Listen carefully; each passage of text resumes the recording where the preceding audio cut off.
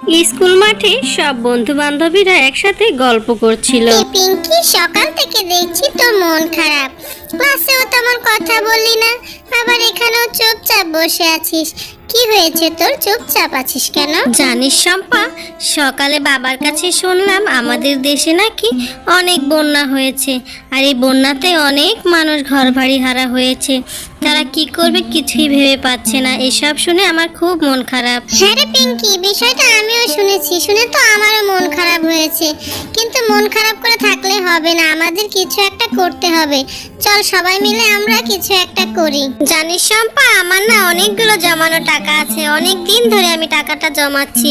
ভাবছি এই টাকাটা ওদের দান করে দেব। পিঙ্কি আর শম্পা যখন কথা বলছিল তখন তাদের সকল বন্ধুরা চলে আসলো এবং পিঙ্কি সবার সাথে বিষয়টি শেয়ার করলো। তারা বলল, চলো আমরা হেড স্যারের কাছে যাই, সেখানে গেলে নিশ্চয়ই একটা সমাধান হবে। সবাই মিলে আমরা ওদের